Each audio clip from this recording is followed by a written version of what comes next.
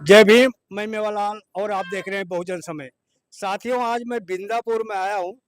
तो आज रविदास जी का जन्मदिन है। तो ये रविदास का मंदिर के मैं आज यहाँ पे खड़ा हूँ। तो उसके संस्थापक ये शिव शंकर जी हैं। इस मंदिर का जो जीवनी है, कब ये बना है मंदिर, और इसके संस्थापक हैं, कैसे कैसे बना, और ये मंदिर में ये बनाए हैं। तो ये जो इसके रूपरेखा है, इसके बारे में बताएंगे। इनका पहले परिचय बताएं। आपका परिचय सर क्या है? हमारा परिचय पूरा नाम है मेरा शिवशंकर अंबेडकर हम्म, और मैं संत गुरु रविदास मंदिर फेडरेशन टेस्ट हम्म। अरे बिंदापुरी ब्लॉक आवाज नहीं। ई ब्लॉक मैं इसका संस्थापक और संचालक हूं। हाँ, और 15/3/1995 इस हाँ, मंदिर की नींव रखा और हाँ, बनाया तब से। हाँ। जो आज मंदिर का यहाँ पर जयंती मना रहे हो, हर साल मनाते हो कि पहली बार मना रहे हर साल मनाता हूँ। डॉक्टर अंबेडकर का जन्मदिन मनाता हूँ, बाबा रविदास का भी मनाता हूँ हो? और हाँ, बुद्ध पूर्णिमा को भी मनाता हूँ। हाँ। सभी हमारे महापुरुषों को मैं मानता हूँ। तो आप रविदास के बारे में क्या जानते हैं? ये जो रविदास का मैं देख रहा हूँ, यहाँ रविदास का मूर्ति लगा है। ये पकड़ना जरा, आप चले अंदर दिखाइए जरा सीन उसको। तो सीन में देखने की कोशिश करूंगी कि मंदिर में आपने स्थापना किया, दिखाना जरा। हाँ, ये बोल इस चल रहा है। संत गुरु रविदास मंदिर 15/3/1995 में इनकी स्थापना हुई। तब से ये मंदिर बनाया गया है और मैं तब से ही इस रविदास मंदिर का संस्थापक संचालक हूं और तभी से चला रहा हूं। जब भी महापुरुषों का जन्मदिन आता है, हमारे महापुरुषों का जब भी जन्मदिन आता है तो के लिए संदेश देता रहता हूं और प्रचार करता रहता हूं। तो मैं रविदास के बारे में आप डिटेल में बताना जरा। संत गुरु रविदास 1377 ईस्वी में उनका जन्म हुआ था बनारस गोवर्धनपुर में। उनकी माता का नाम कर्मा, पिता का नाम राहु था। और उन्होंने और उन्होंने संतों में संत, गुरुओं में गुरु, भक्तों में भक्त, भगवानों में भगवान, बाबा रविदास जैसा पूरे संसार पूरे विश्व में कोई ऐसा संत महात्मा गुरु नहीं पैदा हुआ है। संत गुरु रविदास ने कहा था, मैं ऐसा चाहूं राज जहां मिले सबको अन्न, इसी में रहे सब प्रसन्न। तो संत गुरु रविदास जी ने ये कहा था कि ऐसा चाहूं मैं राज जिसमें रहे मिले सबको अन्न और इसी में रहे रविदास जी प्रसन्न। तो रविदास जी ने सभी समाज, सभी वर्ग, सभी देशवासियों, सभी के लिए कार्य किया था, सभी के लिए मार्गदर्शक दिया था, सभी को ज्ञान दिया था और सभी को उस पर चलने के लिए प्रेरित किया था। और एक बहुत समाज सुधारक थे और बुद्ध की विचारधारा पे चलने। के बारे में बताइए, कौन सी घटना आपको प्रेरित किया जो कि रविदास को हम माने लगे? रविदास जी को मैं इसलिए मानने लगा कि रविदास जी ने दलित, पीड़ित, शोषित समाज को इकट्ठा करने के लिए, जगाने के लिए, उनको इस पाखंड आडंबर से निकलने के लिए जो समाज में उन्होंने संदेश दिया, उससे मैं प्रेरित होकर के, खुश होकर के उनके विचारों पर चलने लगा। कौन सा संदेश?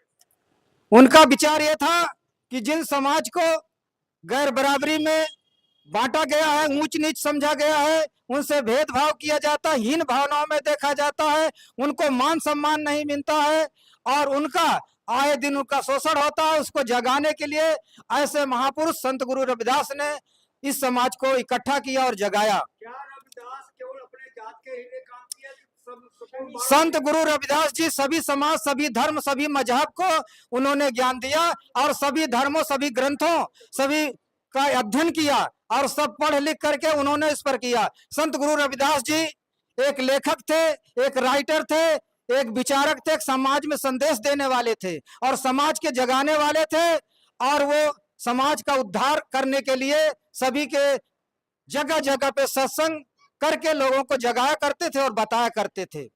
आज इसके बारे में आप बताइए कि ये कहाँ जन्म हुआ, कहाँ इनका मौत हुआ, कहाँ खत्म हुआ, इसके बारे में बता सके तो। रविदास जी बनारस गोवर्धनपुर में उनका जन्म हुआ था। बनारस, हासिल बनारस, और 1377 ईस्वी में। और उनकी माता का नाम कर्मा और पिता का नाम राहु था। हाँ हाँ, इनका लगा। मेरा नाम उर्मिला देवी। क्या जानती है रविदास के बारे में? रविदास जी के बारे में ये जानती हूँ कि उनके बराबर आज तक कोई संत हुआ और ना होगा। उनकी जीवनी बताइए। उनकी वो मुझे ध्यान, संत गुरु रविदास थे ना, तो हमारे तारनहार थे, विधाता थे एक तरह से। कहाँ मतलब पैदा हुए थे, कहाँ खत्म हुए? उनका जन्म जो है ना वाराणसी शीर गोवर्धनपुर नगरी में हुआ था। तो वो मतलब इस तरह से मशहूर हुए क्योंकि उन्होंने कुंडी में जो गंगा ला के जो मन चंगा कठा करके गए। मीरा जी बनी थी, कैसे बनी बताइए उसके बारे में।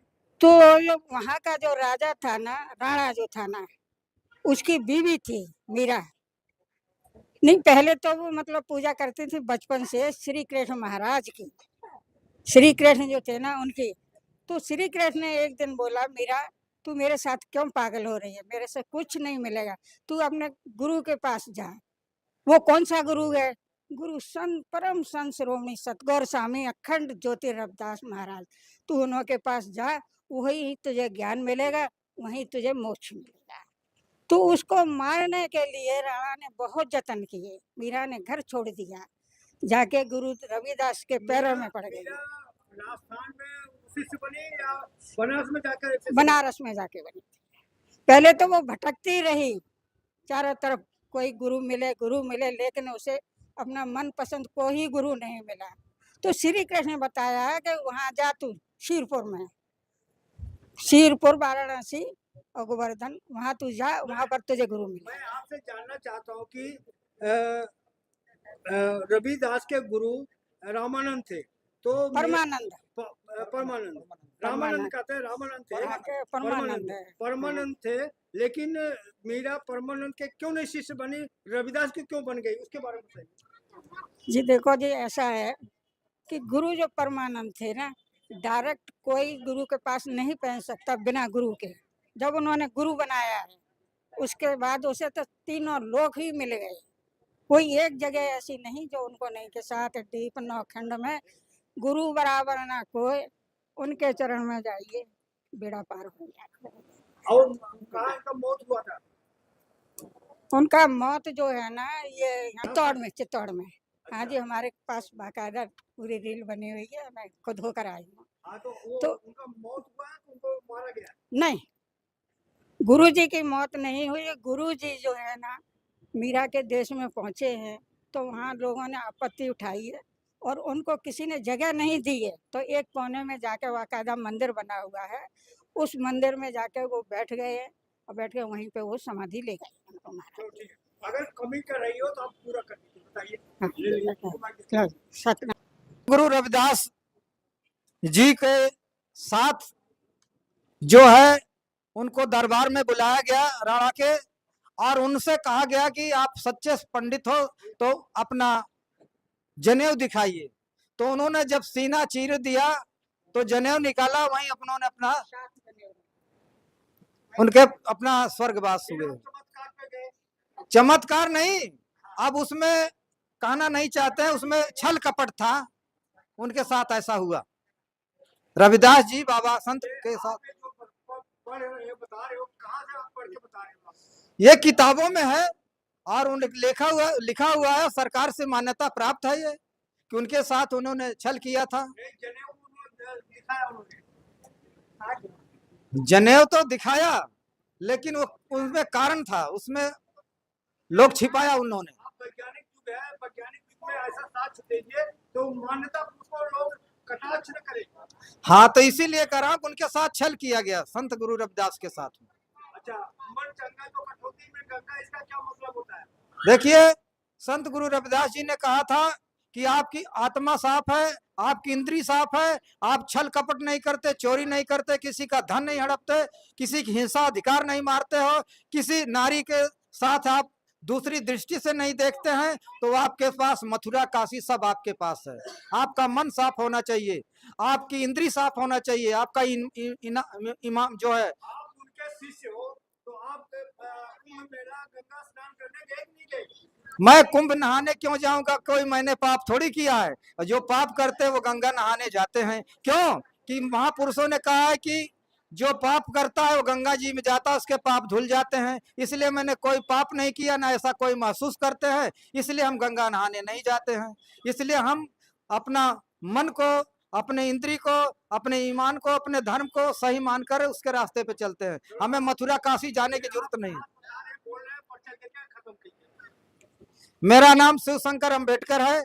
मैं संत गुरु रविदास मंदिर फाउंडेशन ट्रस्ट का संस्थापक संचालक हूं और ई ब्लॉक बिंदापुर पाकिट 4। और मैं, हाँ, ये उत्तम नगर है, दिल्ली 59। अगर आपको लगता है कि हमारा काम बहुजन समाज के लिए महत्वपूर्ण है, तो आप हमें आर्थिक सहयोग के लिए सीन दिखाए गए QR कोड स्कैन और फोन पे और गूगल पे और UPI और बैंक अकाउंट में कर सकते हैं। फोन पे, गूगल पे 9250529129, UPI 9250529129@YBL। Bank account state bank of India AC 104299462008, IFSC code SBIN 00066563। आपका छोटा से छोटा सहयोग समाज और हमें और मजबूत करेगा, जिससे हमें बहुजन पत्रकारिता में और निष्पक्ष बनाने में मजबूत करेगा। जय भीम, जय भारत।